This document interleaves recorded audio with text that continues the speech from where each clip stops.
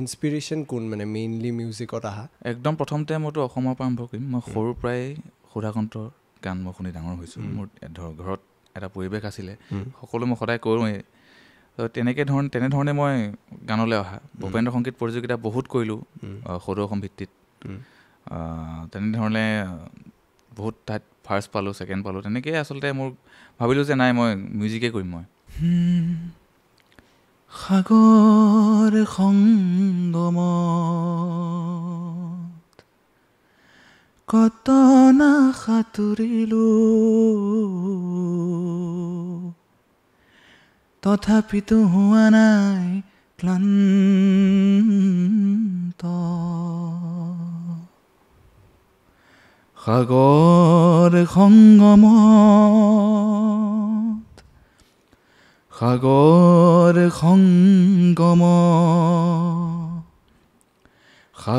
সংগমত কত না সাঁতুৰিলোঁ, তথাপিতো হোৱা নাই ক্লান্ত। তথাপি মনৰ মোৰ প্ৰশান্ত সাগৰৰ উৰ্মিমালায় শান্ত।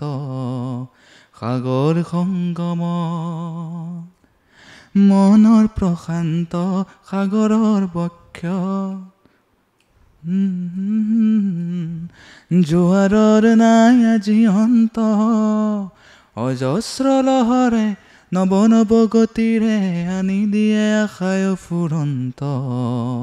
সাগৰ সংগমত প্ৰশান্ত পাৰৰে মহা মহা জীৱনৰ শান্তি আজি আক্ৰান্ত। নৱ নৱ সৃষ্টিৰ দৈত্য দানৱে কৰে নিষ্ঠুৰ আঘাত অবিশ্ৰান্ত। সেয়েহে মনৰ মোৰ প্ৰশান্ত সাগৰৰ উৰ্মিমালায় শান্ত। সাগৰ সংগমত, সাগৰ সংগমত কত না সাঁতুৰিলোঁ, তথাপিতো হোৱা নাই ক্লান্ত।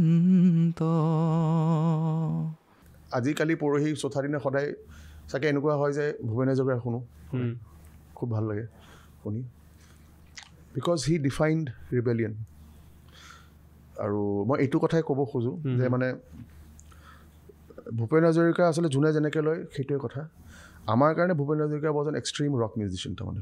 Because rock is not about instrumentation, it's not about power chords, it's about attitude, it's about bringing the fight into the room. আৰু অসমত তেওঁ দেখাই থৈ গুচি গ'ল। প্ৰায় আন্দোলনটো আমাৰ তেওঁ গানৰ ওপৰতে গুচি গ'ল। And that is rock. Rock মানুহে গীটাৰত গাইছে, হাৰমনিয়ামত গাইছে, মাতা নহয়, এটিটিউডটোৰ ওপৰত কথা। চ' সেই যোনটো ফাইট লাগে আমাৰ এতিয়া প্ৰত্যেক দিনাৰ পৃথিৱীত আমাৰ বহুত কথাত আমাৰ ভাল নালাগে। এজন আৰ্টিষ্টেতো সংগীতৰ মাধ্যমেৰে কথাটো ক'ব। সেই কথাটোত পৃথিৱীৰ কেইজনমান মানুহৰ ভিতৰত ভূপেন হাজৰিকা শ্ৰেষ্ঠ যে কেনেকৈ ক'ব লাগে তুমি সেইটো। আৰু আমি খুব লাকি যে আমাৰ এইখন হেৰিত আমি তেখেতক পালোঁ, ওচৰৰ পৰাও পালোঁ, দূৰৰ পৰাও পালোঁ।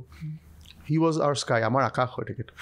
চ' মই তেখেতক সদায় শুনো আৰু সেই স্পিৰিটটো মোৰ খুব ভাল লাগে। আমি কালি যেনেকৈ কথা পাতি আছিলোঁ যে মানে শৈশৱতে ধেমালিতে গৈ পেলাই যেতিয়া জীয়াই থাকি এখন সমাজ গঢ়িবলৈ গানটো ক'ৰ পৰাই লৈ গৈ পেলাই এটা ভালপোৱাক লৈ গৈ পেলাই সেই চিন্তাটোত সোমাই এটা ক্লাছ কনচিয়াছনেছৰ কথা পাতি পেলাই যেতিয়া তেওঁক ক'লে যে মই এখন সমাজ গৈ, তেওঁক শিকিলে কি আৰু কৰিব কৰিছে সি, সেইটো আমাক আৰ্টিষ্টে শিকাই দিলে তাৰমানে আমাক এটা। সেইবোৰ আমাৰ ব্লাডত আছে।